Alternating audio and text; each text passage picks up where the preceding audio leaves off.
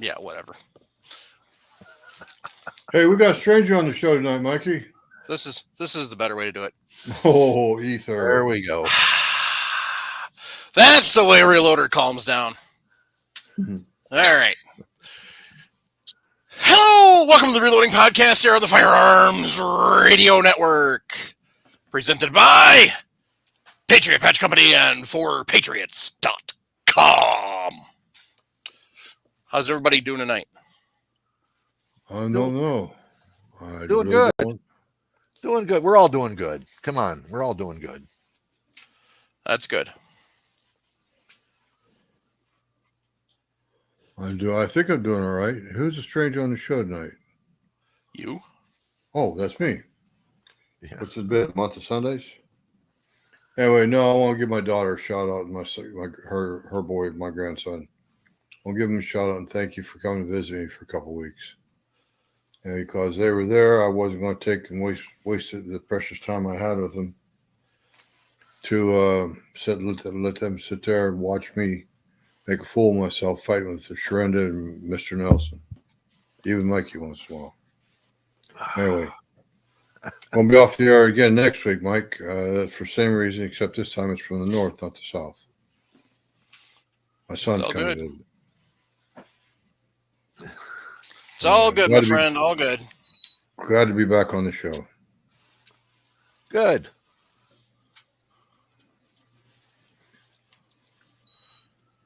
Mikey, you got swag. Show us the swag you got, you dog. Well, if you were here last week, you'd have seen it. Reloading Podcast shirt, Reloading Podcast tumbler. Wow. Again this week. Is it filled with How did you manage that? Liquid? It is filled with Sundrop and pecan whiskey. There we go. Wow. Sundrop and pecan whiskey. Filled with whiskey or mixer? Oh, okay. See, Sundrop. Okay. Okay. Like the old fashioned squirt. Is that tart or is it sweet? This is basically the best version of like a Mountain Dew type thing. So Mountain Dew second, Sundrop's best. And those of you who don't have the access to Sundrop, I feel sorry for you. You need to move. I know a lot of people used to drink squirt. So squirt is grapefruit soda pop. Yeah, squirt is a sour soda. Mm-hmm.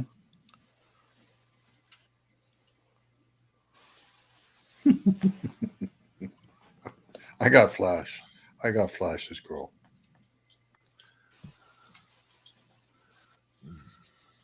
There we go. Anyway, you were saying, sir? What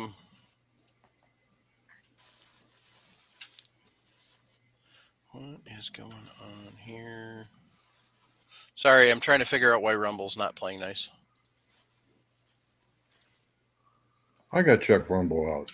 I'm kind of interested in just the name. Try Cactus Cooler. I don't know. Anything you got, it don't work with. You got to melt it down with something. I'm a good whiskey drinker. I drink my whiskey with a little branch water if it's available. But yeah, other than that, it's neat.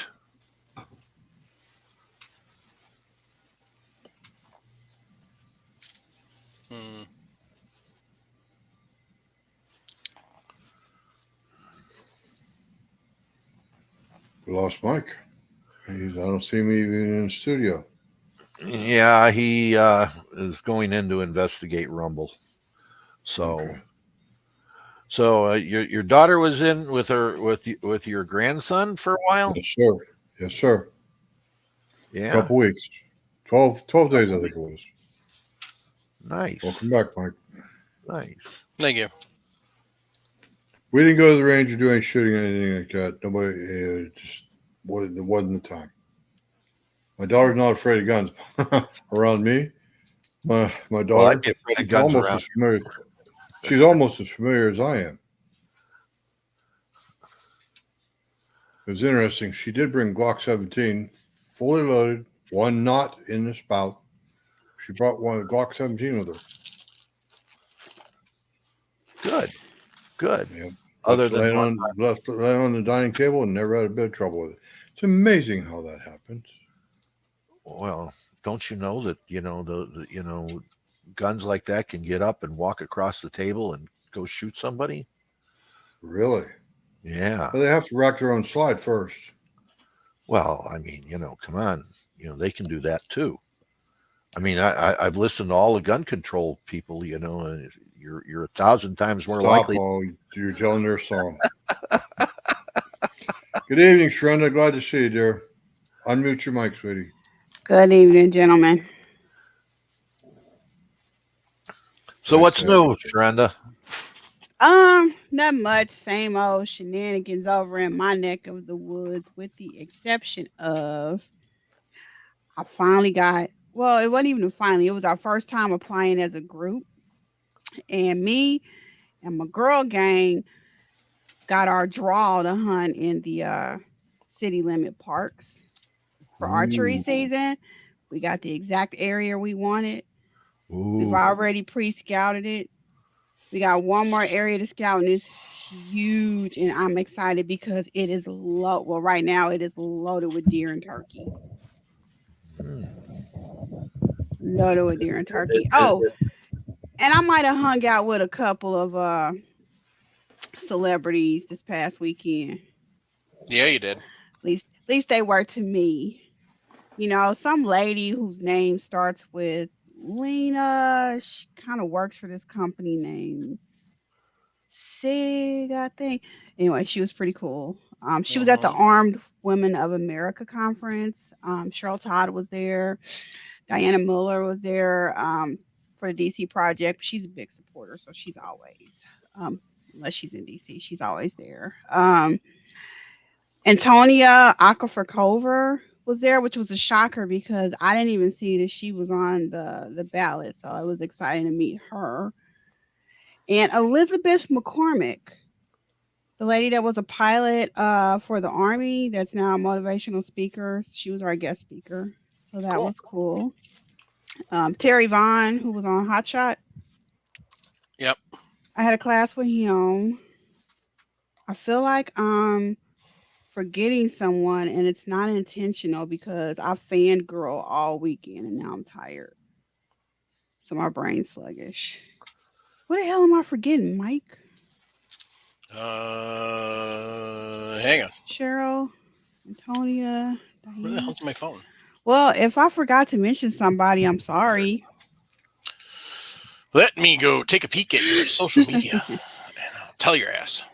But it wasn't one of those moments where you go and take a picture. Like, I literally had conversations with these ladies, which I thought was super cool. It's like one thing to follow 2A people on Instagram or Facebook, but it's another to actually have a conversation with them and recognize that they're an actual person and not just fake on social media. You only listed 3. Oh, well, there's a list. There's a list. I just haven't posted everybody. We'll get off the schneid. Well, Oh, I'm don't trying. forget Julie from Shep Zandira. The Yes. concealed carry bags. Yes, which were very nice. Like, I gotta go sell a kidney or a cute kid to get one of those bags. Yeah. Yeah, so that's about it. Got practice to go start climbing up trees and playing with this saddle. So if y'all need some mild entertainment for the month of September, just go to my Instagram. Hey, 6 hours hiring. Support technical sales and support analyst too. No, thank you. There you go. I would never want to. I would say I would never, but I would never 100% put my heart and soul into the firearm industry because their stability in appearance to me is worse than working in IT. You never know when you're going to show up to work and not have a job sometimes with their mergers and sales and changing. And That's standard everyday life. I mean, that's what it is in the real world. It is, but it seems Yep. like it's much more abundant. No. I Not shouldn't really. say much more abundant compared to what I do, compared to what I see and who I know. It's like, Yeah, you're too used yeah. to something solid that you can't see and not see what happens out there. Yeah, this changes, that changes, but it's years in the making before these places turn around and something happens to them. Sig just left Germany and came to the United States. It's all United States now. So the only thing that's left in Germany is HK, and we know they're not going anywhere. But Smith and Wesson just moved. That's all they've done, but they've been sold like umpteen thousand times. Colt is now CZ, and that's the first time for that. But they've been bankrupt so many times it doesn't matter. That's what happens when you don't know how to run a company. Or, in Colt's case, you rely on a military contract, and that's your major source of income. So when you lose the military contract, you are in worlds of crap. Yeah. And but as you go through it, really, the firearm industry is a pretty stable situation. You see people as you start going to SHOT Show more and more and more, you will see these people. If they do move, they're just moving to another company. Somebody they stay in the industry. They stay in the industry. That's all. Well, they wouldn't keep me because they'd get rid of me she can't do her job because she's too busy in the lab bothering people and wanting to play with all the stuff. Well, they that's what you're supposed to do. That's what if that's what you get hired for, that's what you're supposed to do. Salesperson, go out and demonstrate stuff and get stuff before people so they can see it and buy it. Americans are really great at buying things when they get their fingers on them. You go to a gun shop and Michael, tell you this. Mike has a bottle of Windex and roll of paper towels as the people come walking in to wipe all the drool off of the glass cases. It's just they want to get their little greasy paws on that thing, and it's no different in the reloading. I mean, we do the same thing. We want to see that new bright new shiny press or that bright new shiny thingamajig that they just came out with. Hell yeah. The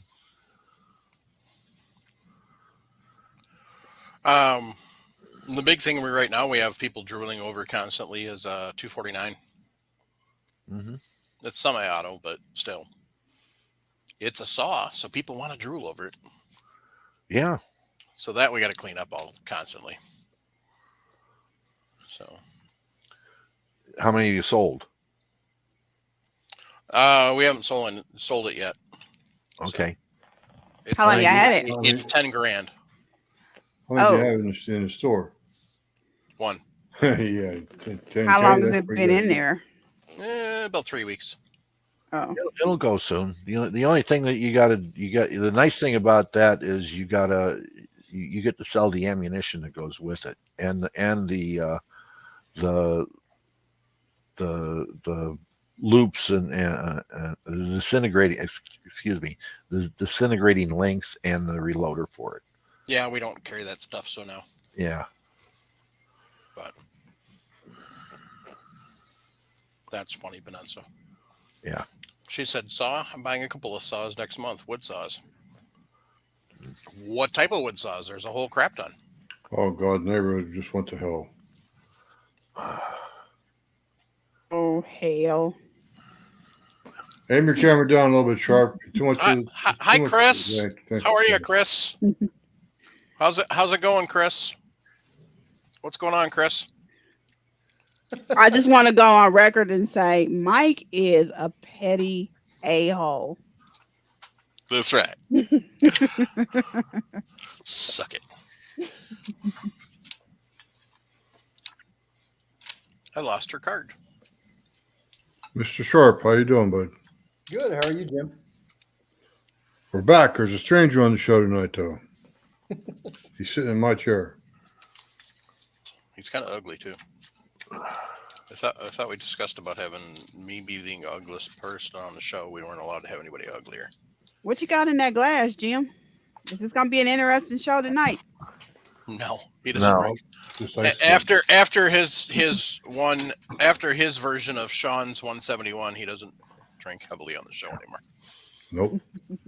I got my ass drunk a long time ago. God, that was over 5 years ago. Ooh, a new dovetail saw. Fun. That's what serious woodworking tools there. Tenon saw and a dovetail saw. Yes, it is. Mm-hmm. All right, no, that's Gracie, what's just the problem? iced tea. Just iced tea. Gracie, what's the problem? You can't have any chips. If I give you a chip, will you shut up and go away? No. Or will you just beg for more? She says, Beg but for they're more, Pringles, that's how it Dad. works. So I'm not going to lie. These are kind of pretty good. So these are Pringles. They're Harvest Blend. So they're not your regular Pringles. They've got a little bit of multigrain in them. They're Homestyle Ranch. They're pretty good. So not going to lie. I lost the cap, but yeah, no. We'll find that later. Is that an oval can or a round can, Mike? Round. Looked Just like oval. all the other Pringles. Trick of the camera. See? Alaska Russ wants you to give Gracie a chip. Yeah, if it's so much good for you, then how come Gracie can't have one? Chip. I need to see her eat it. I know. How did I know that was coming? Because you got Shrenda on the air, that's how.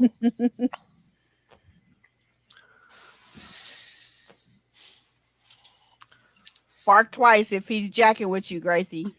God. Shrenda, you asked for this. Zoom in on. Matter of fact, let me go full screen. There you go.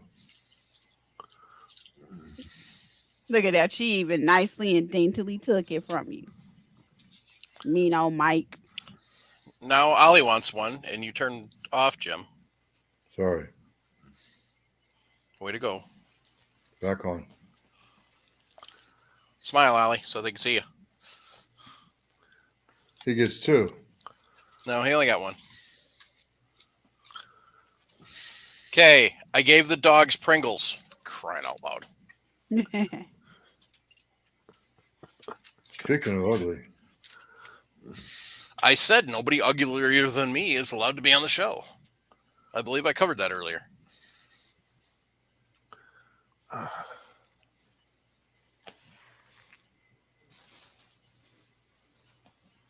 So there we go. Gracie got a Pringle. So back to what I was doing. So I'm sporting a Reloading Podcast T-shirt and rocking a Reloading Podcast tumbler. So this is the Southern Gals Crafts. We are working on getting the website up and live and get everything figured out. So we're going to have, for available, we're going to have this one. We're going to have another T-shirt that'll have Anatomy of Pew on the back. We're going to offer a hoodie. We're going to have the tumblers. And we're going to try and work on getting a hat, but I want it to be embroidered. Might work about trying to find a cheap one, too, that's just got the printed logo on it. I'm not sure. So we'll see. So hats, not right now, but it's going to be 2 T-shirt options, a hoodie. Hoodie's just going to be the Reloading Podcast in the front. No Anatomy of a Pew on the back, because if you don't have the hood on, you can't see it. So, and then the tumbler, working on getting a larger tumbler available at some point in time. For now, it's just going to be this one. Couple designs for the tumbler. So as far as the printing, it's going to be the podcast with either the powder, podcast with an American flag, the podcast with the brass, the main logo everybody sees everywhere, didn't look very good on the cup. So we're probably not going to do that one.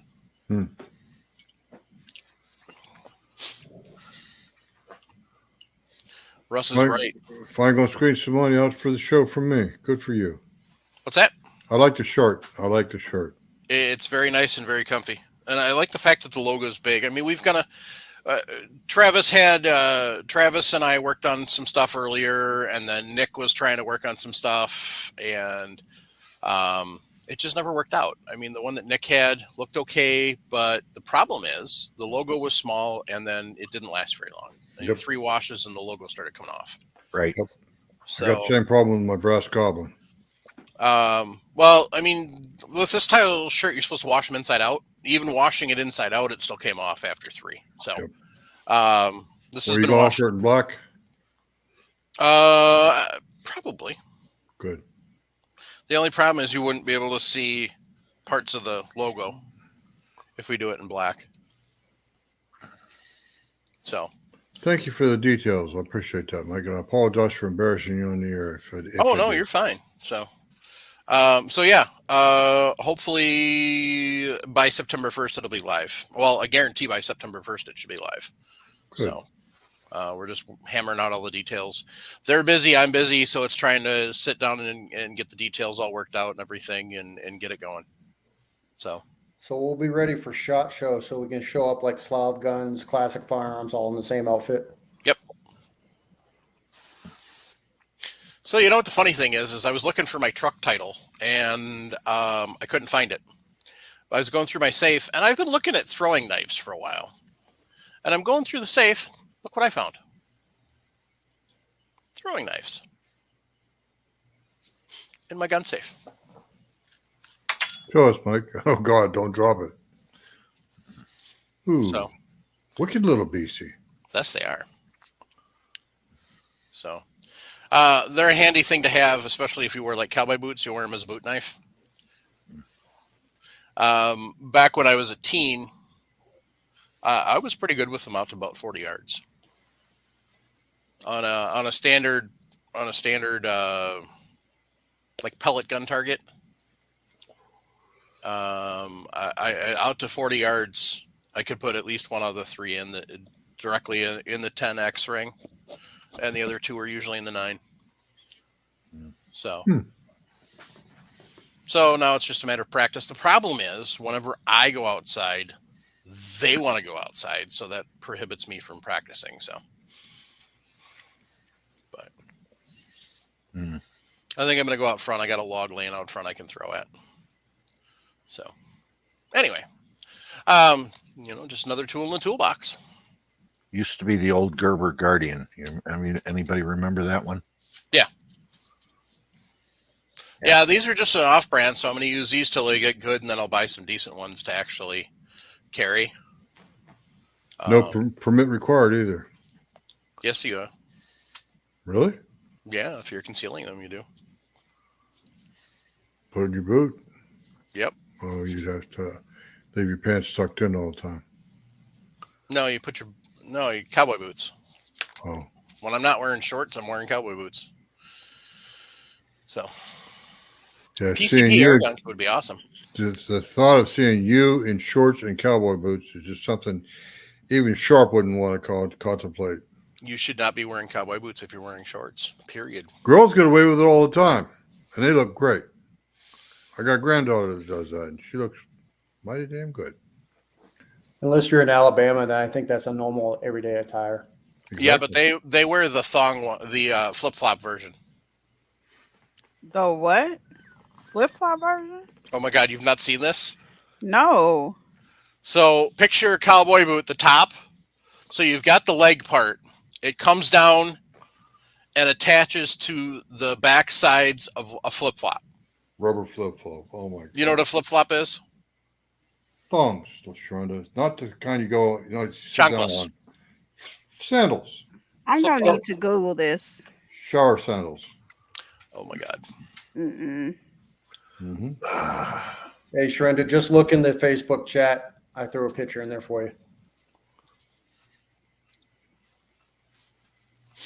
God. What are they going to do next? You know what? That's worse than those tactical Crocs. Oh my God, they have cowboy boot stilettos. What the hell?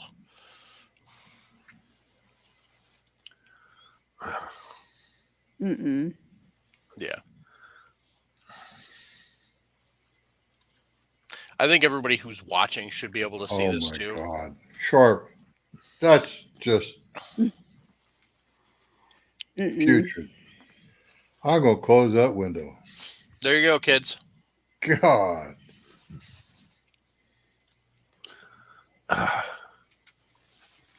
Jim just got about 4 Amazon orders going to show up at the house in a week. There you go. Now everybody else can see this. Got to show off your tats, right?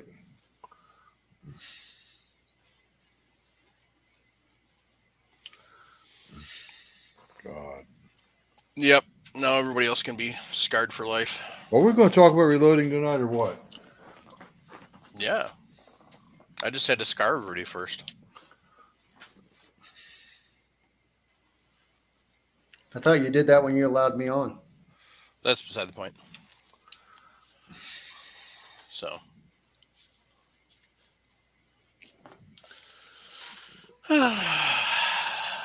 GGW Outdoors, no shorts and cowboy boots. It looks dumb.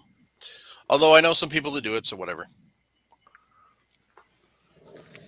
Jim agrees with me. Yep. So. I like this one best of all. From the St. Louis Ammo Man.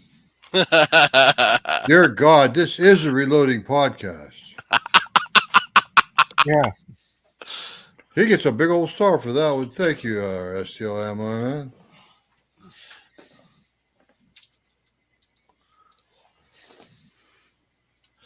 All right.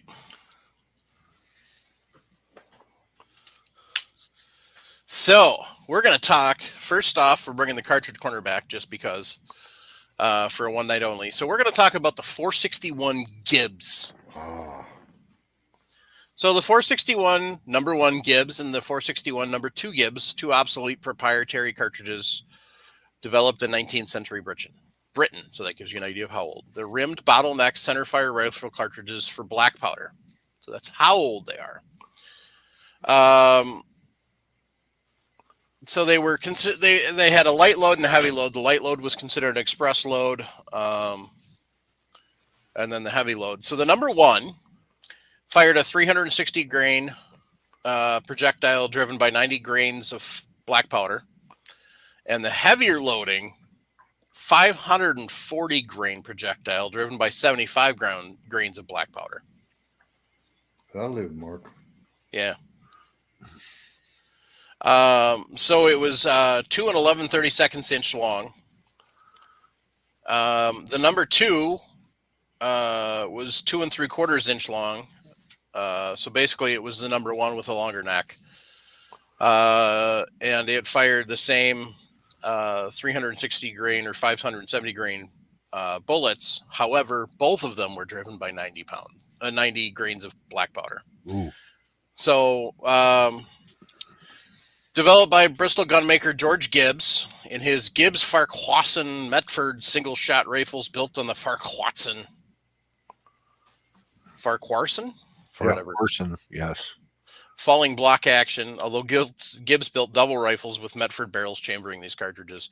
So the Gibbs number 1 was 1879 to 1880, and then the Gibbs number 2 was around 1890. Obviously, being black powder, they didn't really make it through the beginning of the 20th century once, your smokeless powders took off heavily. So, so they were designed as match cartridges for long-range target shooting, although both cartridges gained popularity for being hunting cartridges. So, Frederick Sellos used Gibbs Farquharson. How do you say that, Paul? Farquharson, yes. Okay, Farquharson Medford rifle chambered in Gibbs number 1 extensively in Africa with his rifle. He shot elephant, lion, giraffe, buffalo, hippopotamus, rhinoceros, zebra, and numerous species of antelope.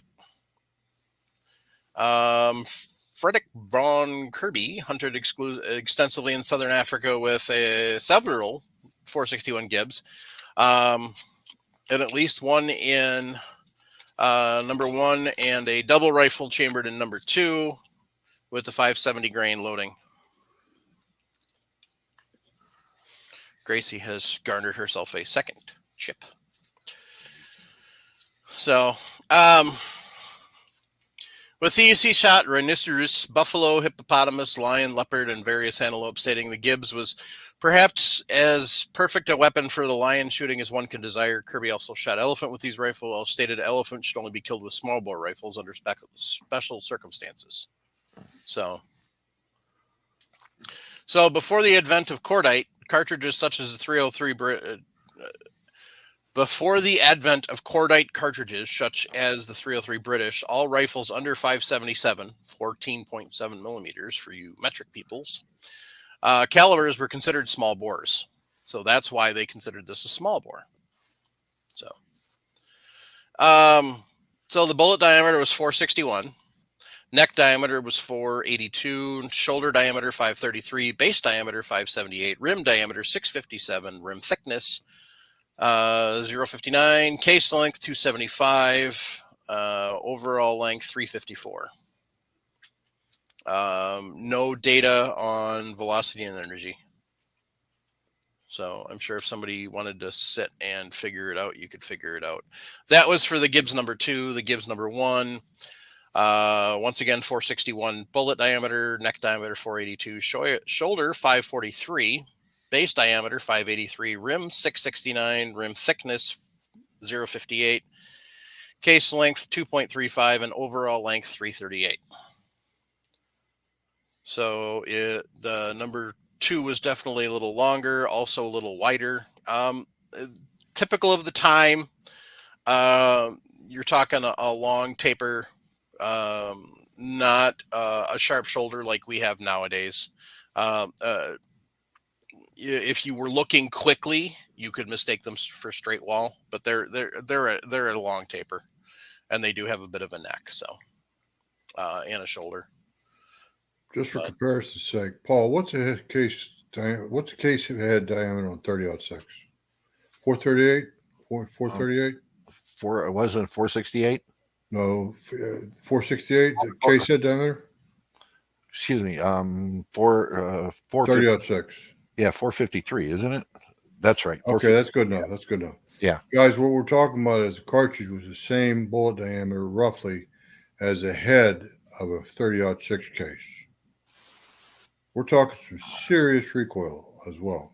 Yeah, the guns were heavy enough to absorb some, but the shooter had to take a lot of the beating. And just so you know, the diameter of the case is about the at the base is about what a 20 gauge shell is. So, you know. Yeah, Mike did quote something like 0.628 or something like that. I didn't catch it. Yeah. 669 on the Gibbs number 1. Yeah. And 657 on the Gibbs number 2. So the Gibbs number 2, the diameter was a little narrower. Yeah, so 30-06. You're talking 0.308 on the bullet, 0.3397 on the neck, 441 on the shoulder. Was a 30-degree shoulder. Your case head is 473 with a thickness of 049. Your overall length, your case length is 2.494, and your total length is 3.34. So one of those Gibbs cases would just about make 2 of the 30-06 case. No. Other way around.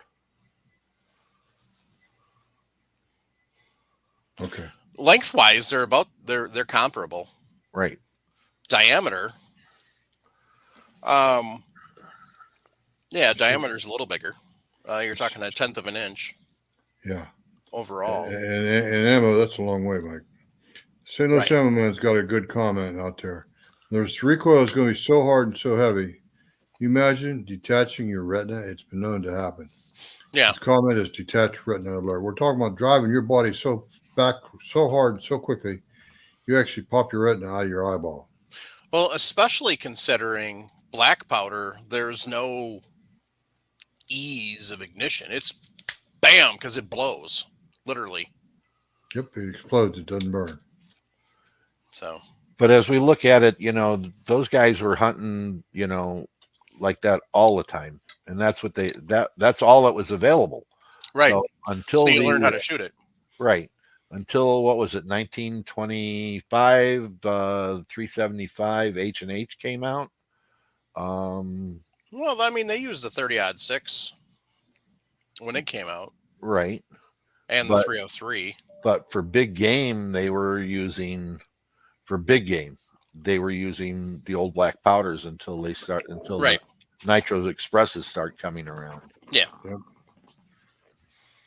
There's another case for recoil right there. Pun unintentional. So 600, 500, 700 Nitro Express. My God. yep.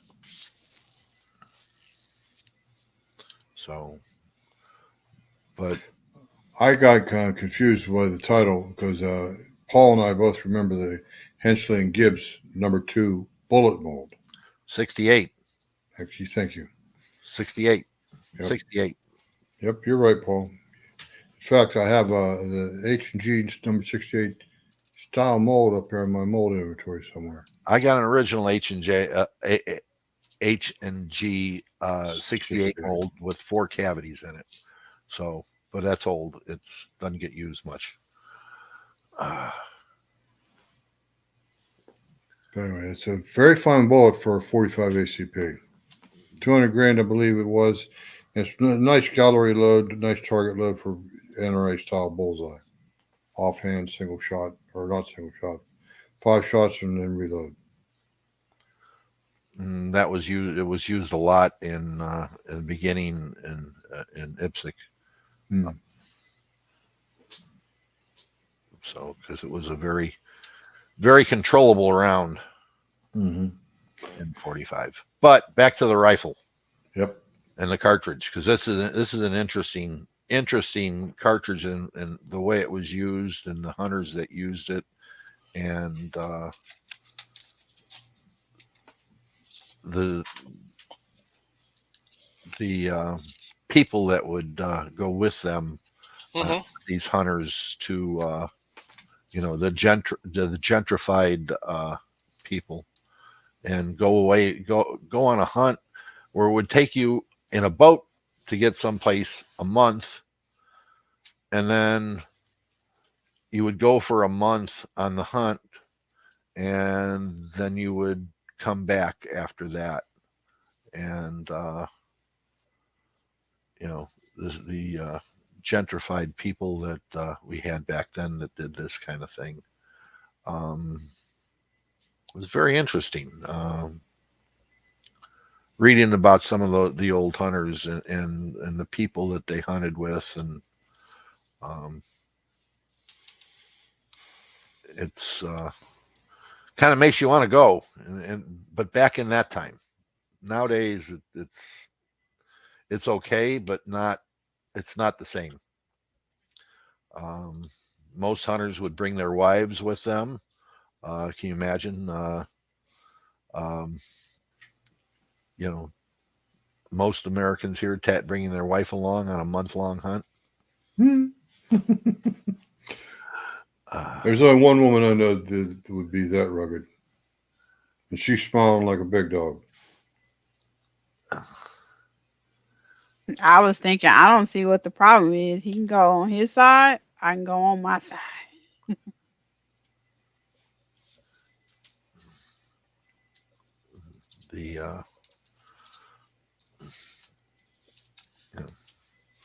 Live in a tent, sleep on cots, live in a tent. They built camp every day in a new place, and you cover miles. Sleeping under mosquito nets. Surrounded by wait a bit. Yeah. What's that phrase mean? Wait a bit? Yeah. Wait a bit Other than thorns. what it sounds like. They're called wait a bit thorns, okay? You get into them and then you wait a bit and you can't get out. They were used to protect against lions and leopards at night, and hyenas from getting into camp. Because remember, to those critters, The human body is nothing but meat. Yeah, well, some of the few things that still hunt you while you hunt it. Mm-hmm. That's why they call it dangerous game. Yep. 461 Gibbs. Yep. Number 1, number 2. But Trying to that's see not, if there's any relation between um, James Gibbs and George Gibbs, but I don't see any. So Gibson, Hensley, and Gibbs actually met in 1933, and they started making molds in 1934. So anyway, that was well after the Gibbs number 1, Gibbs number 2. 461 number 1. Yeah. 461 number 2. I don't remember exactly the time, but it was what, 30 years later. mm-hmm. Oh.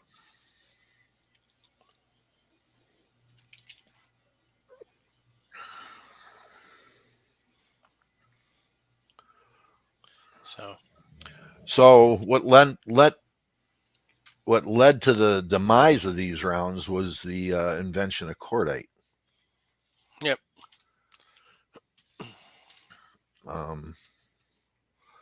Cordite gave them cleaner burning and More power. And the lack of smoke. That was the huge thing. Most people don't understand that, when they shoot a deer, you shoot a deer. Unless you're a black powder hunter, then you would understand that you shoot a deer and you see this big cloud of smoke, and then you wait for the wind to blow it away to see if you hit what you shot at. Right. Well, the problem is when you're shooting at something that has 4 big paws with claws and a head that has got a lot of pearly whites that are very, very sharp, or some weighs over 2,000 pounds and is deciding that the best place for you is to be stomped into a little patch of mud. You want to know when you hit something that you knocked it down. And black powder was a little bit tedious in the amount of smoke that it generated. Especially in something like that. And single action army, it wasn't bad, but something like that, that's a lot of black powder. Yeah. Yeah, I mean, single action army, you're looking, I think max loads, 26 or 36 grains, something like that. Yeah, about 25, 26, something in that. Yeah. Yeah, so you're talking almost 4 times the amount of powder. So there's still Gibbs rifles running around. Rock Island sold one on September 10th, 2021, double barrel. It went for $8,050. Cheap. It was a Gibbs number 2 Black Powder Express double barrel side lock ejector rifle with case. So it still had the original case and stuff. So the fact that it was estimated to go from 7 to 11. So, I mean, something like that's, truly a really collector.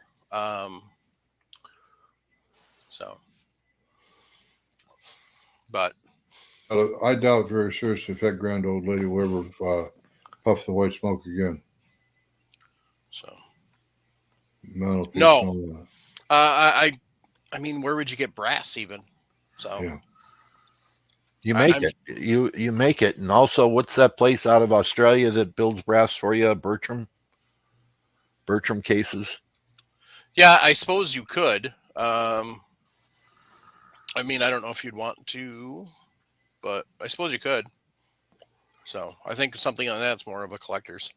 So hello, Bench Addict. So get this, Bench Addict and Ken.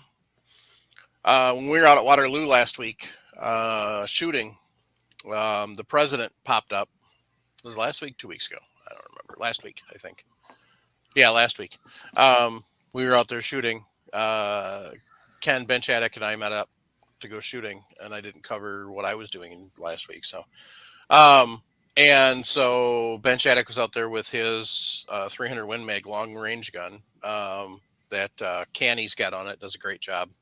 He'll have to remind me what can it was. I don't remember. So it was a Thunder Beast something or other. So I know, Chris, you'd be proud. I just got 2 more in.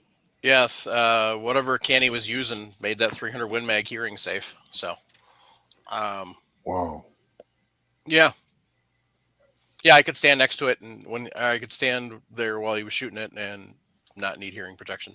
Ultra 9. So, so anyway, we all found out that Waterloo has a 22 league on Tuesday nights, and so both of these two goofballs are asking today if I'm going to go shoot the league tonight.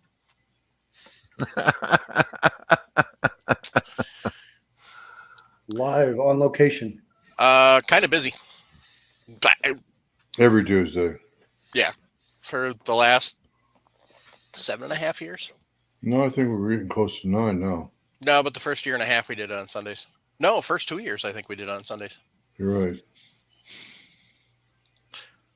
So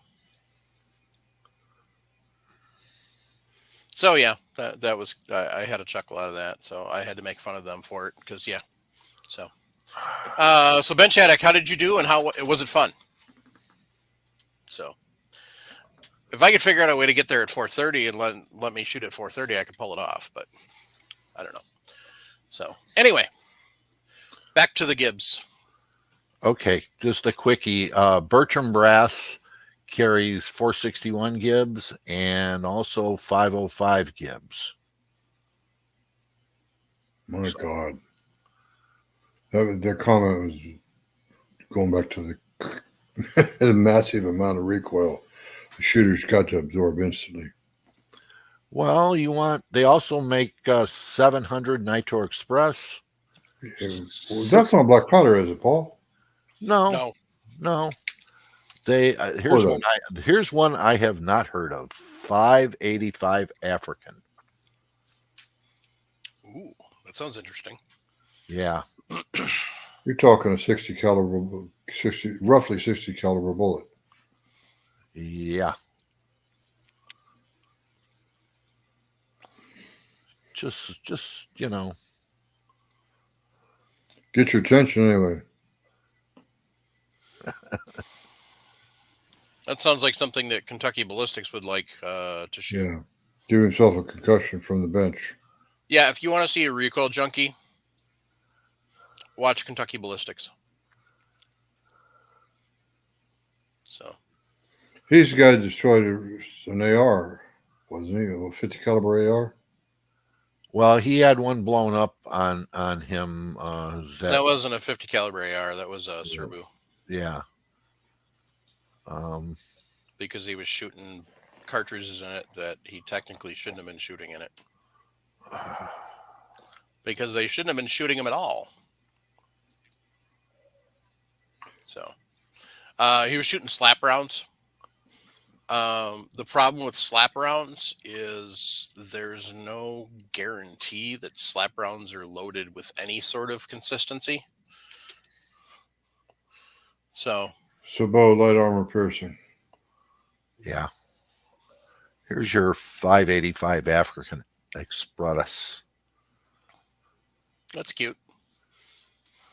Yeah. So Looks like it was designed for ass end shots on dinosaurs.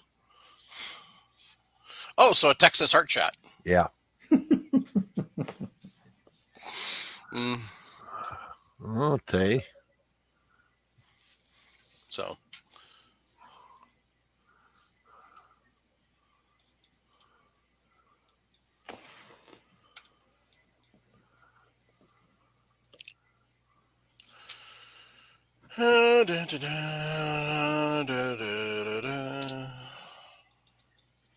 St. Louis Ammo Man, did you catch what I said about the Sabot light armor piercing? I don't think he did. So Sabot light armor penetrator. So It says specifically you should not be using it in a firearm with a muzzle brake, and I believe he had a muzzle brake on it.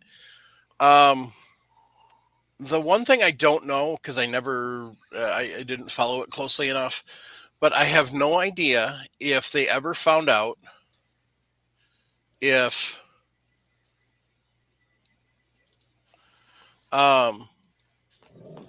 they had a barrel obstruction.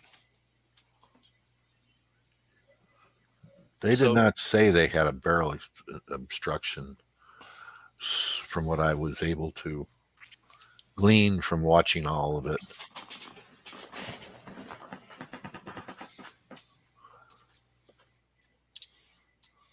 And he just had a bad round, which is not unusual. If you take something that was, when was that they made? 1960 or 1980 or something like that. They were developed in 1965, made through 1980, and considering all the places they were sent to that were slightly warm, you can attest to this, Chris. Was it a little warm there where you were overseas? You got to unmute yourself here, sir. He doesn't know how to operate that. It helps when I'm on the right screen instead of the YouTube one. Oh, It wasn't warm at all. Not at all. Not at all. Yeah. So, yeah, a little heat does wonders to powders that are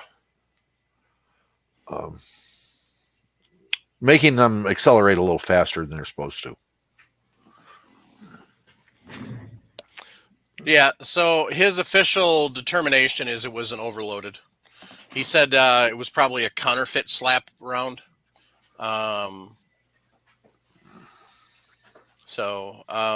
in order to replicate the explosion, they did have to make a special overloaded round.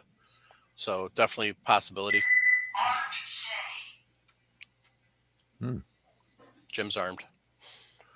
So yeah, we know that. And he said that he did shoot up the rest of that load later, or the rest of that batch later, and every single one was showing overpressure. So, yeah, it definitely was an overpressured round, not a barrel obstruction, is what they're saying. So it was not the Serbu's fault, which Mark Serbu came out shortly thereafter and swore up and down it wasn't. And turns out that after all the testing and everything, it was not the rifle's fault. So Serbu's actually a pretty decent design for especially what you're paying for it. So yeah, it's really hard to strip all those threads off without being. So they were talking somewhere in the neighborhood of almost 200,000 psi to strip those threads. Mm-hmm. Somewhere between 175 and 200,000. So not the 85,000 that was first reported because somebody pulled a number out of their ass. So that's why it's always good to wait instead of jumping to conclusions. Well, and the funny thing is a 50 cal is not a high pressure round. No. I mean, I think 50 cal is what, 55,000 psi. I'm looking. I don't know if they actually. Oh, that's not nice. That's not nice. Lyman doesn't have it. Lyman has no reloading data for the 50 BMG. Oh, You punks. Bastards. 60,000 maximum pressure is 60,000. European and TM43001-27 is 54,923 psi. 55,000 psi. Oh, so yeah. So you're talking severe overloaded. Yeah, You're just talking a little. to put it into to kind of understand. It'd be like triple charging a 9mm with tight tight group. group. Yeah, That's what you're talking about. That sort of disastrous failure. So, here's a fun thing. Dispelling the lovely myth of heavier is better. Had a guy into Cabela's yesterday, and he had the Barnes Vortex, the VORTX. He had bought 4 boxes of the. This is loaded ammo. He had bought 4 boxes of the 130 grain 308 rounds, and he was freaking out about it. Well, he wasn't really freaking, but he was concerned, definitely concerned, because he saw the Hornady whitetail loads that were 150 grain. And so he wanted to buy those instead of using the Barnes. why? Exactly. Until I explained to him how those bullets were designed and what conditions they were designed for. Yeah, And then explained to him what I do, besides working at Cabela's. yeah. And explained to him that if it's me choosing, I'm taking the Barnes every day. I said, so Hornady Whitetail is kind of their entry level ammo. Yeah, it'll work, but personally, I'm taking the 130 grains. So,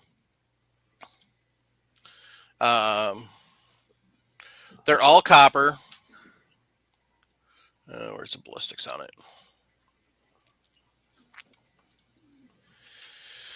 So, the muzzle velocity on these is 31.25.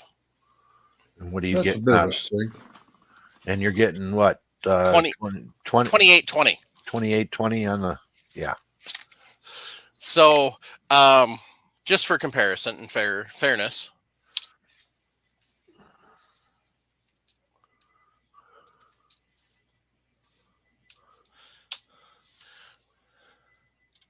we'll go pull up the Hornady. Yes, I'm 18. God, I hate that. Stupid ass freaking lawmakers. I felt bad for a kid the other day. He came in, spent a lot of time looking, found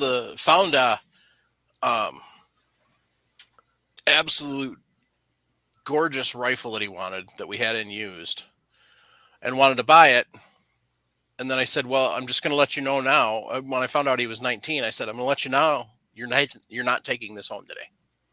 He goes, "What?" So then I told him about. I don't even remember what the name of the stupid ass law is, but they passed it like 6 months ago or so, where 18 to 21-year-olds have to wait, or 18 to 20-year-olds have to wait a minimum of 3 business days, not days, business days. Uh-huh. And it usually winds up being 10 to get long guns, because the idiots in Congress think that that's going to stop school shootings. Hi, Sharenda. Did you have a question? Oh, bye. She waved bye. I guess she left. Good grief, Hornady's page is slow. Oh, she said I got to go back to work. Yeah, you do need to buy a lotto ticket. What bullet was that? The 150 grain from Hornady? Yeah. Okay.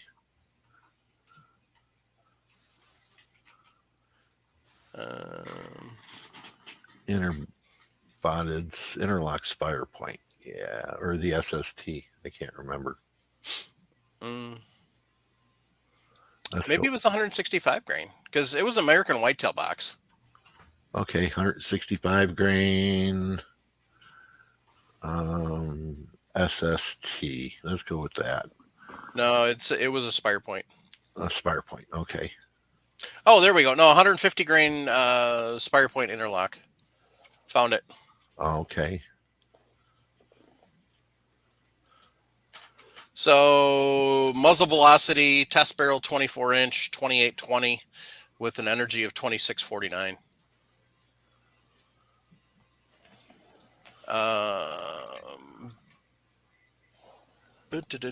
Does not say the barrel that they tested with. Let's put it this way: at 100 yards, the 130 grain is still moving faster with more energy. Oh no, 2342. So at 100 yards, the 150 grain is moving at 2553 with 2170. At 200, it's 2301, 1763. That's the 150 grain. At 100 yards, the 130 grains moving at 2848. At 200 yards, it's moving at 2587. And you're talking energies of 2342 and 1933. It doesn't hit 1500 till 300 yards, 1284 at 400. At 500 yards, it's still got 1,000 foot-pounds of energy, moving at 1890 feet per second, that 130 grain pill. With a drop of, holy crap, 40 inches at 500. Only 19 at 4. Okay, so normally in 308, at 400 yards, you're talking 30 to 40 inch drop. Now, granted, you're not going to find somewhere in Wisconsin to shoot a whitetail at that distance. The 150 grain, it's a 25 inch drop at 400 yards and 52 inch drop at 500. So, yeah, definitely. So for those of you who don't think that I back up my opinions with facts, there you go. So, I just did a quick JBM ballistics on both of them, and that 130 sure as hell beats the heck out of that 150. Yeah. I mean, it wasn't even a contest. I didn't have to pull up stats. I was explaining to him. But yeah, I mean, once I broke it down to him and really explained to him about it and the difference and everything. And he was talking about using the 130 grains to sight in the rifle. And then he's like, so do I have to resight it to shoot the 150? So I guess you do, sir. They'll have definitely a different point of impact. So put it this way, between the two, the 150 grain bullet at 1,000 yards has another 100 inches of drop. Okay. Yes. Definitely. Yes. Wow. Yeah. So yeah. Yeah, definitely.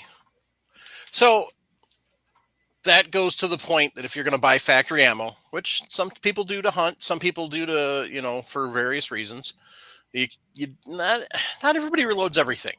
Let's be honest. So sometimes it's a matter of time. Sometimes it's a matter of availability of components, exactly. Like if you decided you want to load rifle right now, good luck, because you got to find primers. You don't have large rifle primers. Good luck. So that may be a case of why you'd go buy ammo. So the funniest thing, he found those barns at a hardware store up north.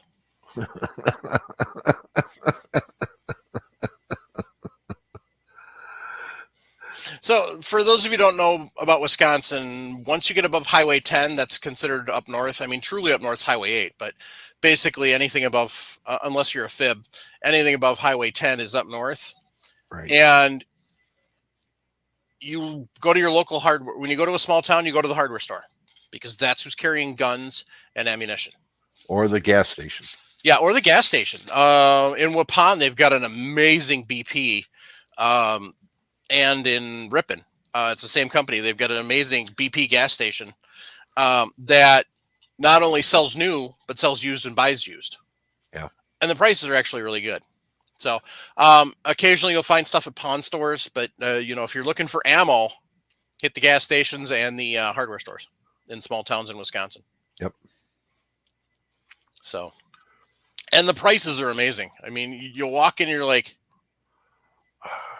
wow, So Box of 257 Roberts that I saw at a gas station was $8. Mhm. Okay, so I mean, it's like, huh? Okay. They're not looking to update it every time. They get it in, they mark the price, they stick it on the shelf. No one buys it, it stays there forever. yeah, there may be sometimes like that. Probably when you found that 257 Bob, you probably had to blow some dust off of it. Yeah. Yeah.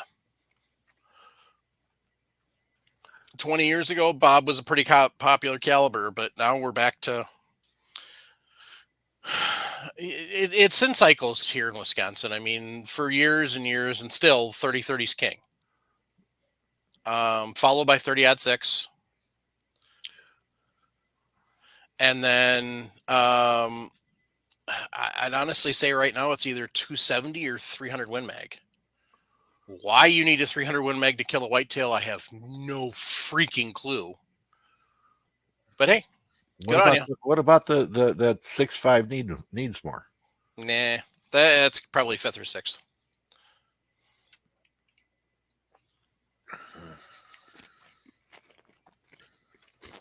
I'm going hunting with a 30-30 this fall, so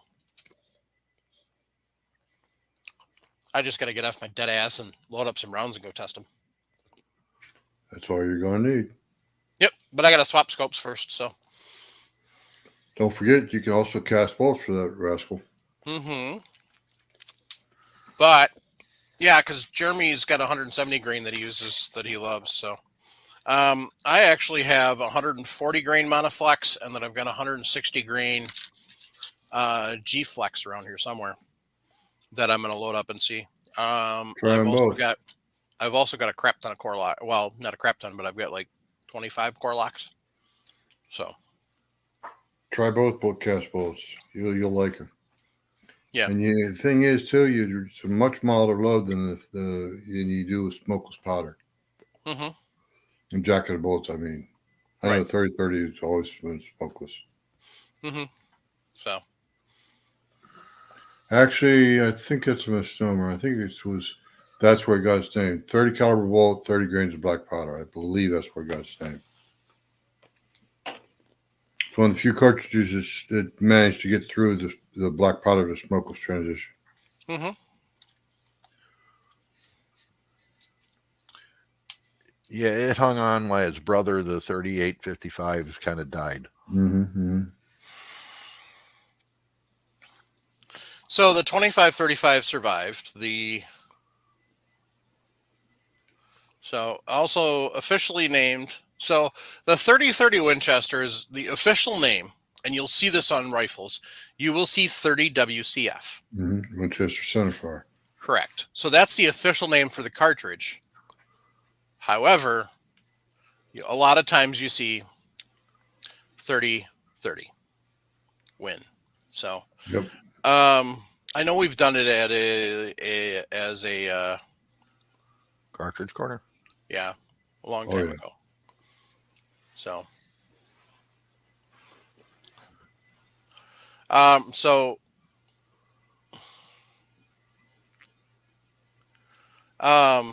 so Jim, that's a rumor.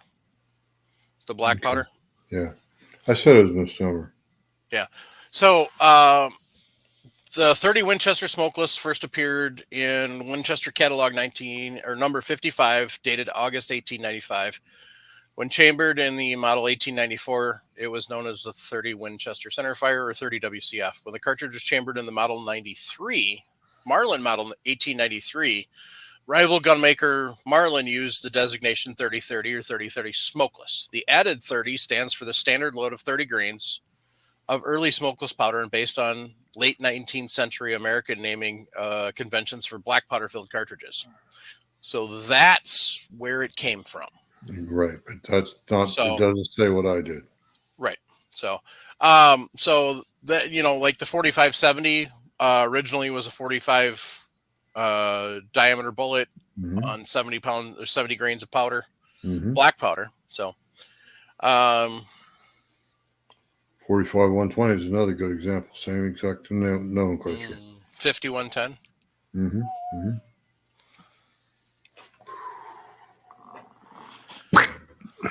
So, Running with Scissors says, boys, I use Spire Point and SST or BT all day. What are you trying to do? I shoot 150 yards and closer. Calibers include 30-06, 7-08, 30-30, and Grendel. Not trying to be argumentative, works for me. So, my point running with scissors on the 130 versus 150, he had 4 boxes of the 130 at home. And he was trying to buy the 150, saying that it was better because it was a heavier bullet. So what I was doing is I was explaining to him that, no, actually it's not. In this case, if he was choosing between the two, obviously that Barnes is going to be a more expensive round. So I probably would have steered him towards the American Whitetails because it's, more cost effective. But because of the fact that he already owned 80 rounds at home, that was going to go to waste basically. So that was the explanation. So, but Should have did a 1-for-1 swap with him, Mike. right. Let me load up some 150 grain 308s. So, Running with Scissors. Weren't you on Eric Cortina's the other day about reloading? Why do anyway, so that was my point. So yes, the Barnes is a better bullet. It's a better all around hunting bullet, especially for whitetail. Yep. So since I was talking about the 30-30, we'll just finish up the cartridge corner. So, parent case was a 38-55 Winchester, so it's rimmed bottleneck. Obviously bullet diameter is 308. Yada yada. Neck diameter is 330, shoulder 401, base diameter 422, rim diameter 506, thickness of the rim is 0.63, case length 2.039, and overall cartridge length 2.550. So, maximum pressure is 46,000 psi, according to CIP. Maximum pressure, according to Sammy, 42,000. So, some of the cartridges that have been produced off the 30-30, 730 Waters, 25-30 Winchester, 219 Zipper, 30-30 Ackley Improved, 32 Winchester Special. There is also a 22-30 Ackley Improved. So, basically you take 30-30 neck it down to a 223. So, anyway. That would be a great combination in something like a Thompson Center Contender. Actually, somebody put it in a SKS. Or no, sorry, that was a 7.62 by 39 neck down. Never mind. But no, yeah, what did they put that in? I don't remember. Oh, it was an old bolt action. One of those old Savage bolt actions. But the cartridge, the rifle would have to be designed to handle rim cases. Yeah. Savage made a bolt action for the 30-30. Okay. Actually, there's a couple of companies that still do make a 30-30 bolt action. You don't see them often, but but yeah, so they had that rebarreled.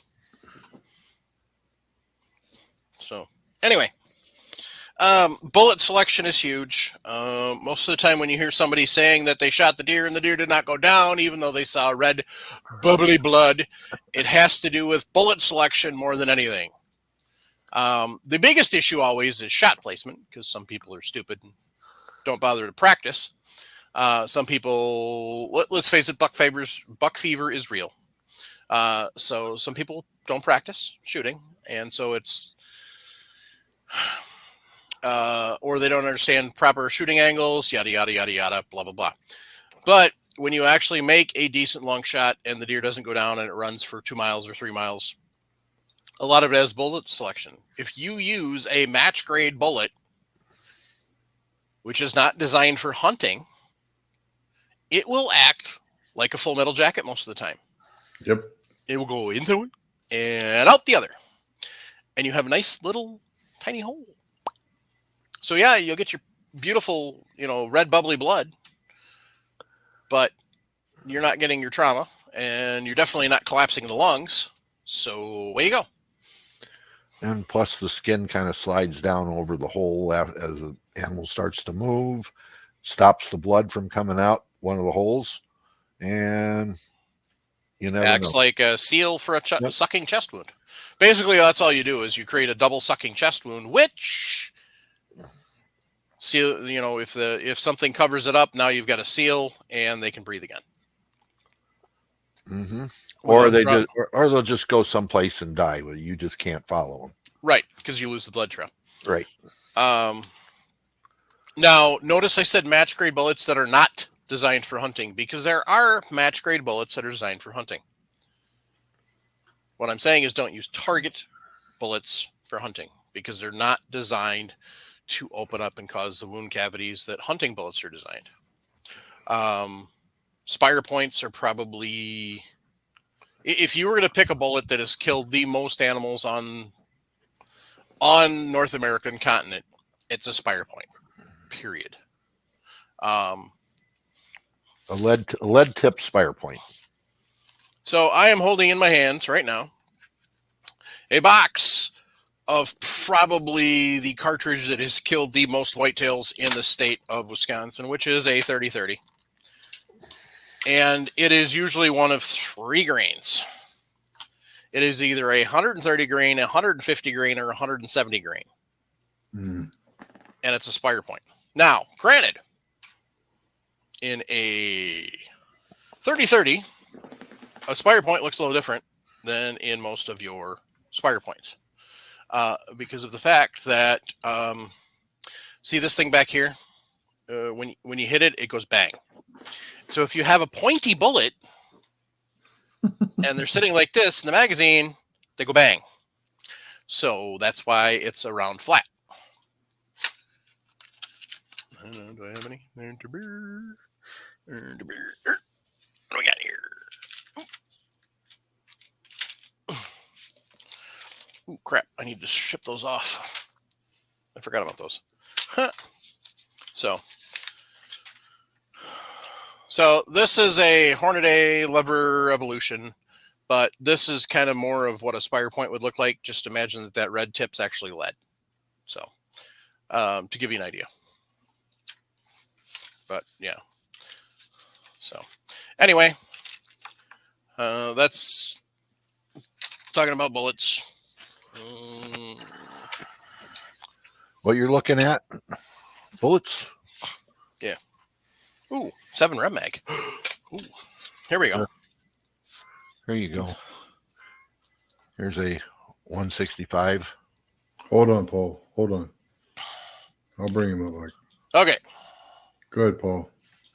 Pull back just a little bit. You're too close. That's a 165. 308. Here's a 160 grain 7mm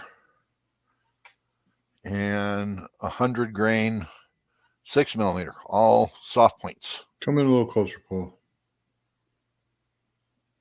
Back up, easy, slow. That's about as good as it's going to get. I got 175 grain 7mm. Really, Mike? Let's see. Factory ammo? Yeah, looks like. Winchester Super X. Found a box of it. I don't know what I'm going to do with it, but whatever. I got 152 grain, 7mm. Oh, for your 7 PRC? Yep, from Cutting Edge. Nice. That's different now. That's a solid copper. Bring it back up. Yeah, thanks. That's a 6.5 125. That's the right next to it. This one is the 7mm 152, and there's the 308 180. And those are all solid copper turned bullets. Yep. Fancy. Alrighty. The new Maximus line, so designed for hunting. Designed for hunting. Then here's a 30-aught 650 grain. So, and people sit down and say, well, the military issues 175 grain 308 bullet for their snipers, and it works for them. But if you know that the Sierra bullet, the 175, and all the other manufacturers that make that bullet for the U.S. military, it does not open up. It Correct. is designed not to open up because we kind of believe in some kind of laws that say we're not supposed to use expanding bullets on the enemy. Geneva Convention. Thank you. We're not a signature to it. No, we're not. We just kind of follow along. We just kind of follow some of the rules that say what humanitarian is. In other words, you injure one man, you lose 3 men because 2 of them have to carry him back. Right. That too. Because frankly, dead people are only takes 2 for dead people, takes 10 for a wounded. Well, a lot of times they just leave the dead people there. Well, we're Americans. We don't do that. So we Correct. we just kind of figure out that it's two for dead, 10 for wounded. So anyhow, but yeah, 2-legged game target bullets are fine, but for 4-legged game, use a good expanding bullet that works well.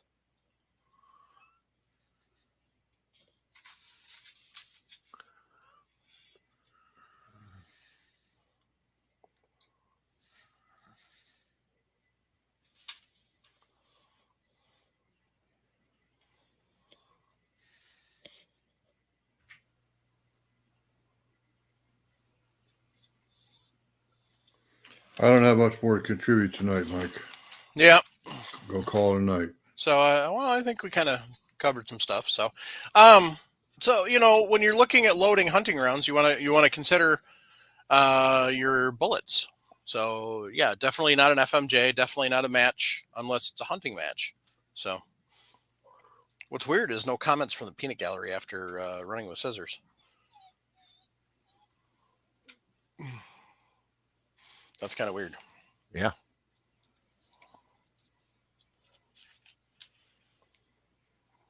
Oh, there's Oder. Yep. Hello from Iceland. Wikipedia, when it comes to a rifle cartridge, nothing is larger than the 950 JDJ, which uses 240 grains of powder to push 2400 grade bullet at 2100 feet per second. Wow, LOL. For what? Making big holes. Actually, I think 4-bore might be bigger. Making big old holes.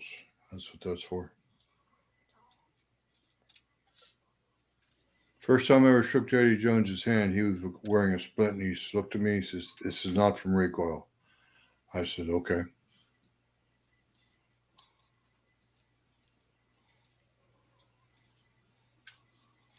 Well, Wikipedia is not doing very good. So, dun, dun, dun, dun.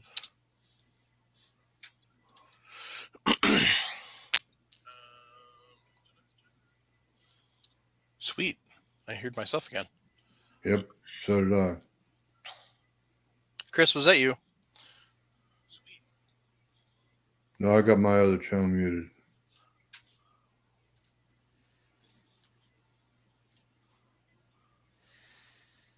There's a shout out I haven't seen for a while. Jared M. All the way from Iowa. Good to see you again, bud.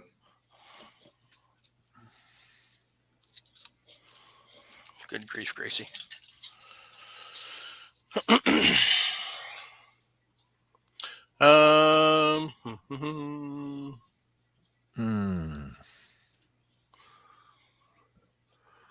Pan jockey. Maybe I'm trying to be perfect, but when reloading those soft points, I am not consistent. Should I be using red tips? Are you hitting what you're aiming at? And what do you mean by not consistent?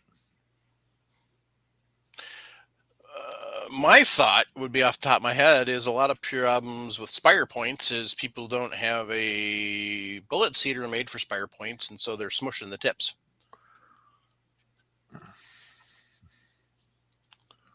Or they're going down too far onto the jacket and bulging the jacket slightly.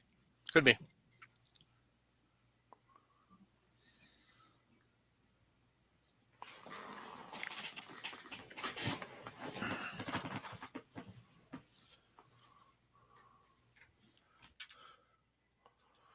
Okay, so 4-bore, 2100 plus grain bullet, providing 200 pounds of recoil energy.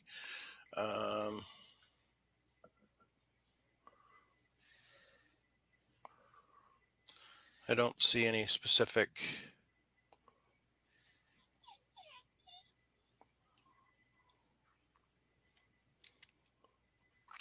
I don't see any specific information on it, but I think 4-bore is slightly bigger anyway. Blah, blah, blah. Okay.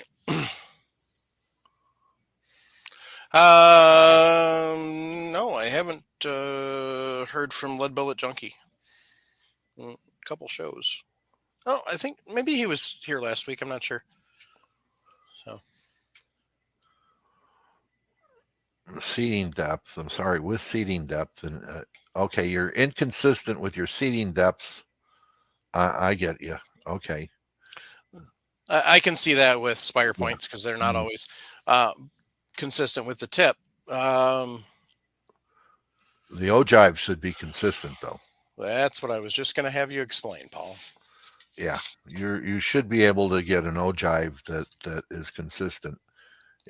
If you just even pre-measure bullets a little bit, you can find out how your box of bullets is gonna sit. But yeah, you'll have some inconsistency because the tips are going to be a little different. But that goes with even match bullets. Excuse me. Bless you. So you could shape your bullets, or tip them, as some people call it. That's kind of a pain in the ass. And it's a skill that takes a lot to learn. I don't even recommend doing soft points that way. Doing hollow points, yeah, I can tip a hollow point, not too much of a problem. Soft points, the problem is you push that bullet into a forming die. You can, if you don't do it right, you can bulge the bullet in other places because it's not supported in the bottom of the bullet itself isn't supported at the bottom. You just have a pin that goes up into the die that pushes the bullet up in there. So, and I've seen people wreck bullets on tipping bullets where they've bulged the bullet, because you got to go through and measure the bullet first, and you get all one size of the bullets first, and you get those all measured and you put them together. Then you go to the next size bullet, and then the next size bullet, on and on. So it isn't worth doing 100 bullets, just not. Tipping bullets means that you do 1,000 at a time. You go out and buy 1,000 bullets and tip them.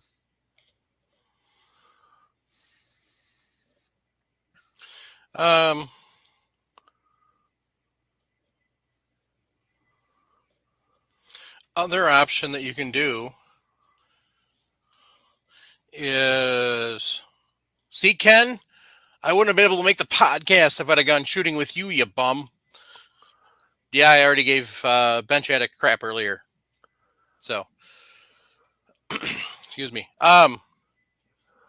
So what I was going to mention is,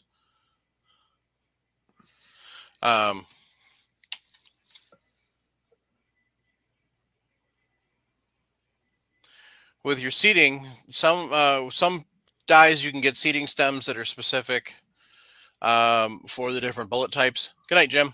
Good night, Jim. Thanks for hanging in there.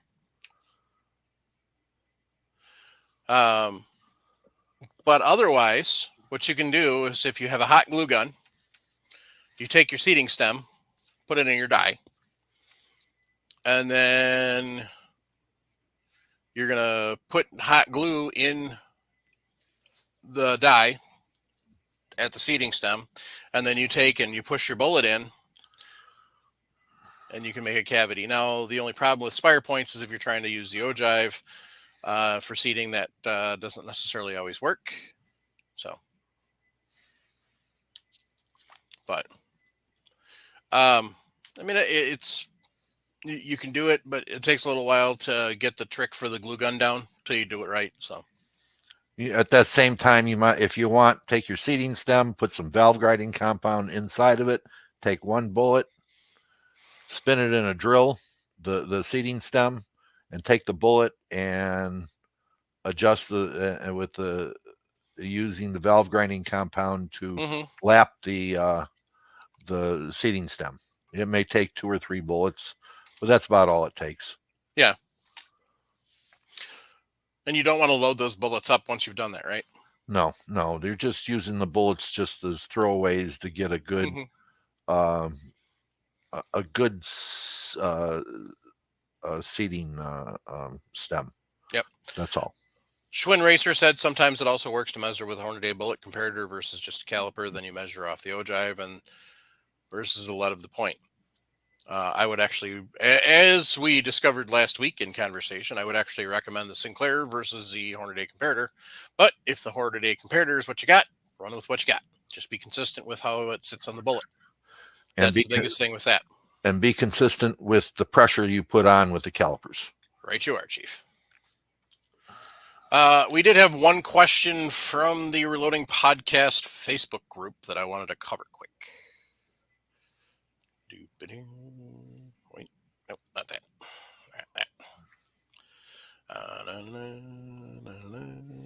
Tracy Neubauer posted Saturday, how many batches of brass do you tumble before you throw out the medium and start using new medium? So,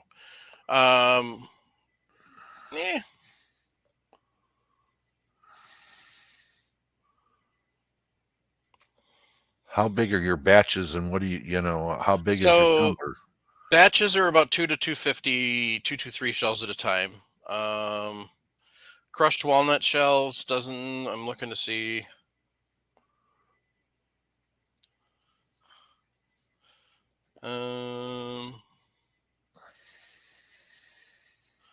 It looks like after further review was corn cob.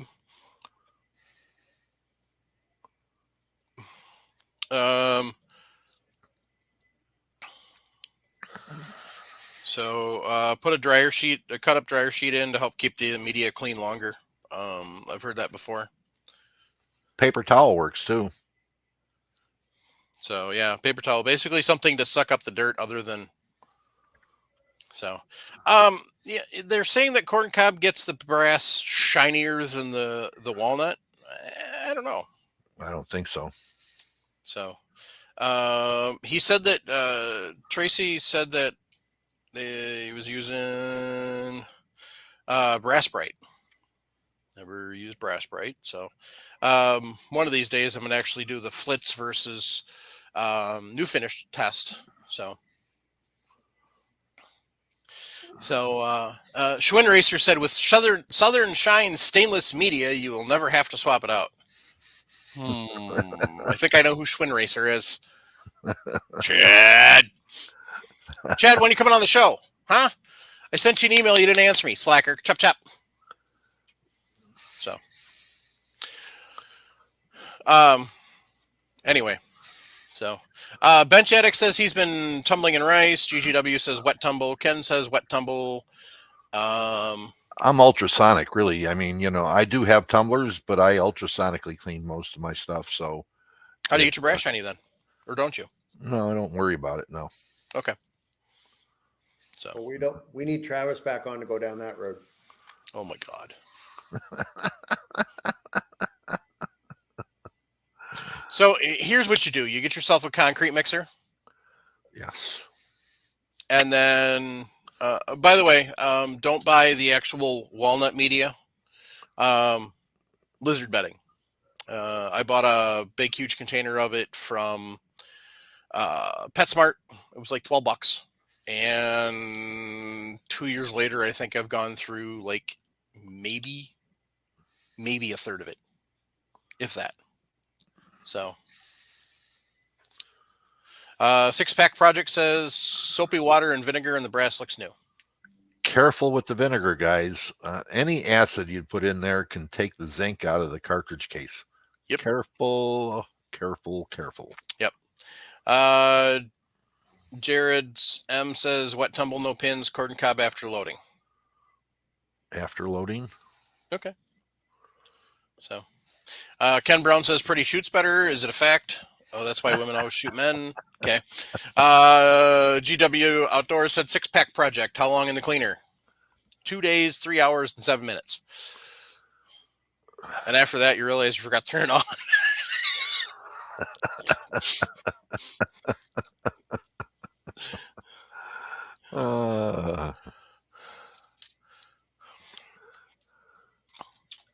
Anyway.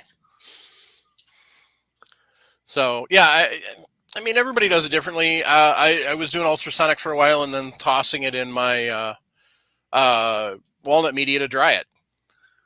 So otherwise people take it out of the wet and they put it in a dehumidifier, cookie sheet on top of the gas water heater. I think is what Jim does. Yada yada. Like 6-pack food projects. Dehydrator that she doesn't know about.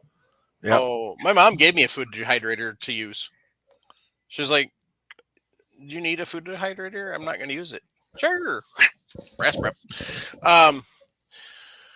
So 6-pack project said about 30 minutes in the ultrasonic. So depends upon how dirty the brass is and everything else. Right. Come on. I mean, you fire it one time, it's pretty clean. I mean, especially if you're shooting rifle. I mean, if you big deal, yeah. If you really want shiny brass, Dremel with polishing cloth and jeweler's rouge. Your brass will have never shined more. I promise you. Okay? Just saying. Really, really want shiny brass. Like kind of that stuff that like has that Hollywood glint to it. It goes ting. Get the Dremel with the little polishing wheel and some jeweler's rouge, and there you go. Have fun. Your brass will never be shinier. You'll blind everybody at the range as it ejects out the port and goes zipping across. And then you lose it in the sunlight. Because you're blind from the shadow. Or not from the shadow, but from the shine. So, anyway. I'm pretty sure that my dogs are going to eat a hell of a lot more of this can than I am. But it keeps Gracie quiet, so. So, being a dachshund owner, I will warn you about one thing. They whine. And it truly is worse than a kid's whine. It really is. So, other ways to clean your brass, since that came up, you can get yourself a Rubbermaid tub and some Dawn dish soap and cold water and shake the heck out of it. I do not recommend putting it in sand in a 5-gallon bucket and tying it to your wheel of your truck. Ask Jim about that next time you see him. Not a good idea. Oh my God, that was hilarious. So,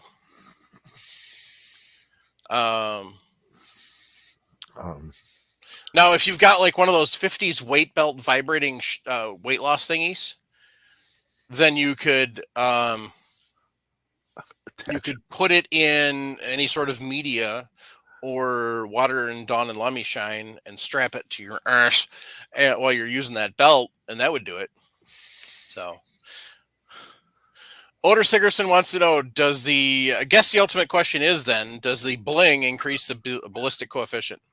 Only if you polish your bullets. If you polish your bullets with the polishing wheel and the jeweler's rouge, it will add 100 feet per second and increase your ballistic coefficient by 7. Wow. And if you believe that, have I got some oceanfront property in Kansas for you.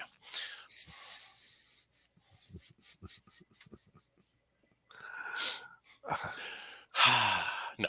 Anyway, unfortunately, it does not increase your ballistic coefficient.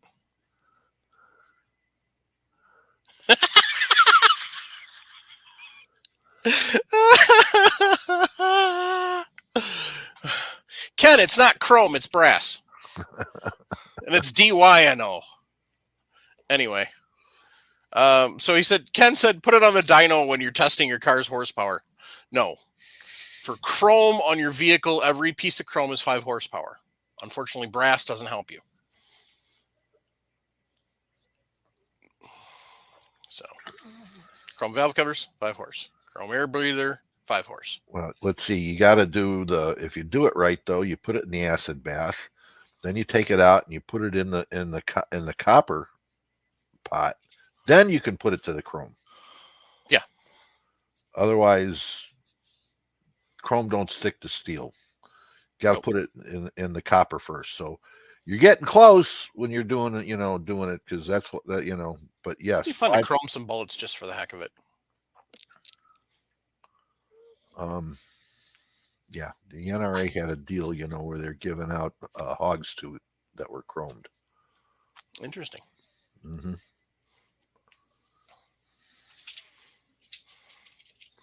Oh, those are only small rifle primers. Yeah. I don't want those. So, anyway. Ken, any more smart aleck?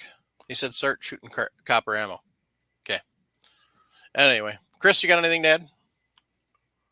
Paul, anything else? No, we're doing pretty good here. All right. So, when we get everything nailed down and everything's good to go with the Southern Gals crafts for the shirts and sweatshirts and tumblers, I will post it everywhere I possibly can. So Facebook, MeWe, Discord, Signal,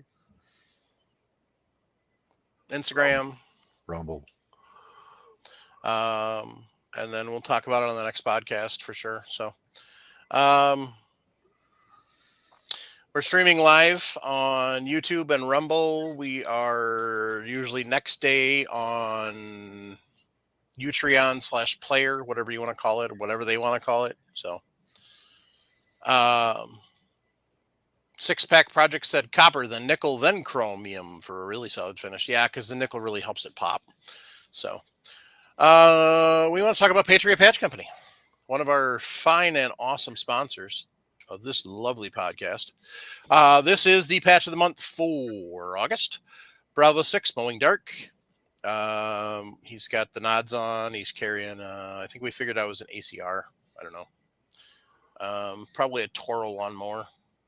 So, I mean, if you're going to buy a gas mower, you might as well buy a Toro. They're pretty much the best. So, anyway, unless your kid leaves the gas in it over the winter, that kind of messes up the carbs. But to be fair, it was an 11-year-old mower. Anyway, so Patriot Patch Company, patriotpatch.co. They make the patch of the month. Cool patch every month, different themes every month. Usually they try and stick to the same theme for every month over the years. So it's kind of cool watching the different patches. At some point in time, I want to get my patch wall up and show all my patches off, but that's probably not going to happen until I have a house. So, second up is... That's not what I want. We are giving away Patriot Patch Company patches, by the way.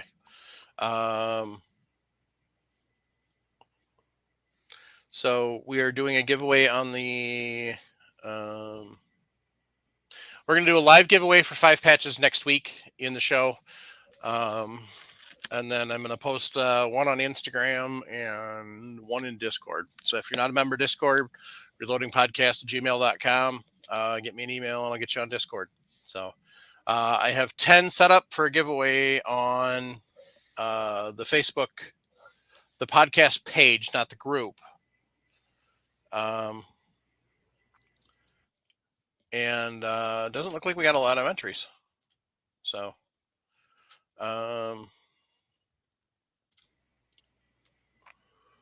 actually, it looks like one entry. So one person might get 10 patches. They're Firearms Radio Network patches in honor of 12 year anniversary. So, Enter, guys. Come on. yeah. So on the Facebook page, it's using IO Gleam, which a lot of people use, a lot of companies, even in a lot of firearms industries and everything use. So it's pretty safe. But like I said, Discord, Instagram, maybe MeWe, maybe Signal. So because I still have 20 to give away, so we'll figure all that out. But we will give away 5 for sure next week to people who are watching live. Chris and I are working, so this will post Sunday. And the other 2 that we haven't posted will post this week yet. So thank you, Chris, for all your help on that. And we'll be finally caught up and back to the way we should have been.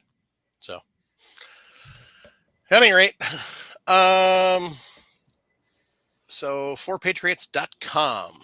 And where did it go? I lost it. There we go. Okay. So, 4patriots.com, they've got a lot of stuff. Their slogan is, "We champion freedom and self-reliance." They have developed a car kit. It's the Patriot Power All-in-One Emergency Car Kit.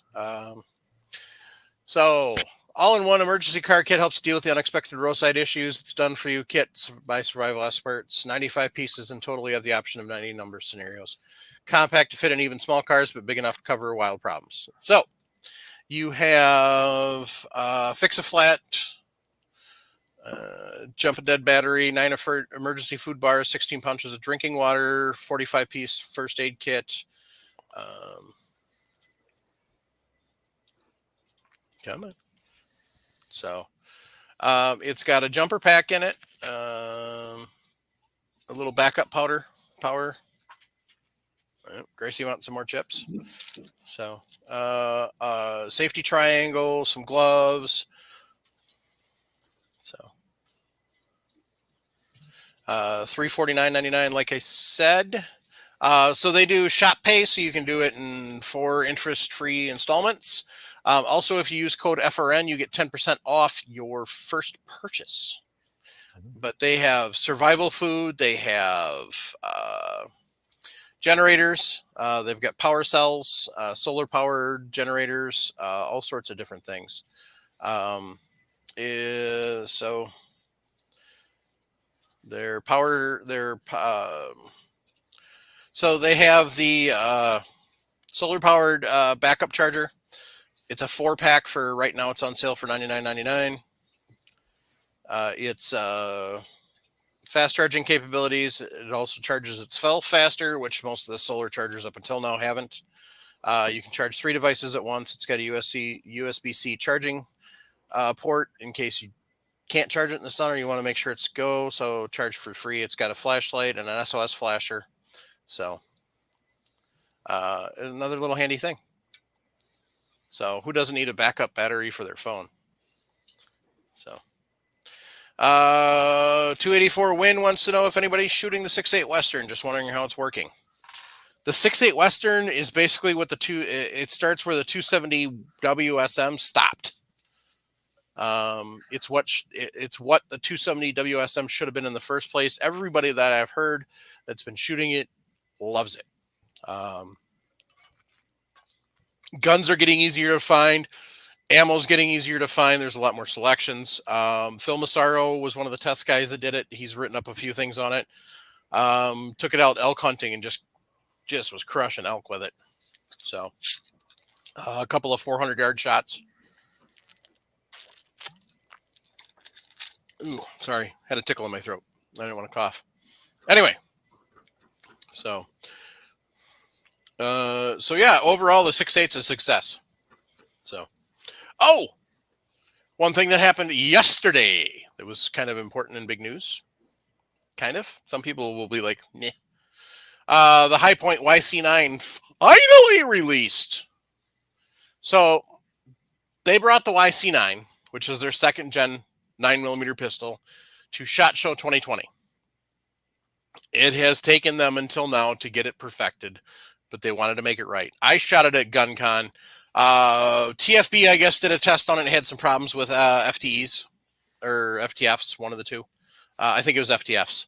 The one that I shot had, I don't know, 1,500, 2,000 rounds before I shot it. I put 50 rounds through without a problem. And I was mag dumping every single one of them. It's actually pretty good. It shoots pretty consistent groups. The sights are nice. The grip is good. It doesn't feel like you should be bludgeoning people to death with it. It's optic ready.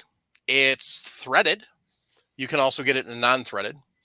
But most importantly, it's double stack mag. So, excuse me. But they have no plans at the current moment to make double stack carbines. We already asked. We tried. So, but this is going to be the new platform going forward that eventually the goal is to get all of to make the J series go away, or not necessarily go away, but the J series be replaced with the YC series. So, it's really nice, honestly. I mean, it's a high point, but it's really nice. So, and it still has a nice lifetime warranty. I've told this story before. I'll tell it again. There literally was a guy that lost his JC9 in a fire.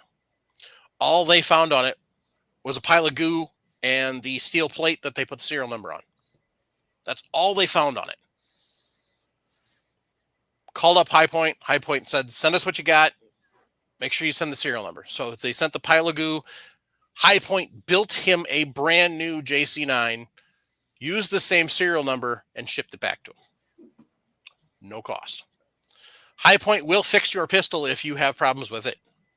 If you have failure to feeds, failure to ejects on a High Point you buy, get a hold of them. They'll fix it. They want to fix it.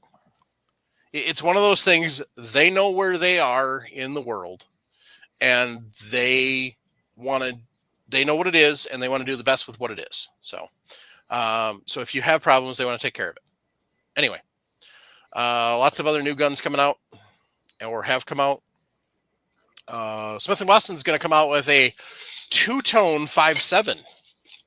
For those of you who don't like plain boring black, and you like the 5.7. So, but yeah, lots of different things. So, on that note, keep your brass shiny. Shoot smarter, not harder. Grandpa used to tell me, don't listen to your mama. Violence does solve problems. Sharonda would say, teach a lady to reload, let her pinch off your stash. And Jim, as he said before he had to run, support Second Amendment. Whether that's monetarily or calling your Congress critters. Or all of your elected representatives. Let them know that you believe that the Second Amendment says exactly what it says.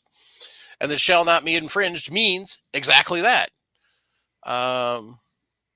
And that you're going to hold them accountable. And if they want to support gun control, that you're going to help their opponent in whatever means necessary. We don't like to be politics, but unfortunately we kind of have to sometimes. So, more importantly, if you're struggling mentally, there is help. 1-800-273-8255 or 988 from your cellular device. Reach out, get some help.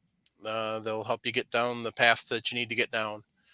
The easy out really isn't the easy out. So, because you leave a whole bunch of people behind, and basically, you tell them they weren't important enough to be here for. So, you know. But like I said, 1-800-273-8255 or 988. So thanks, folks. Appreciate y'all. Have a good night. Good night, everybody.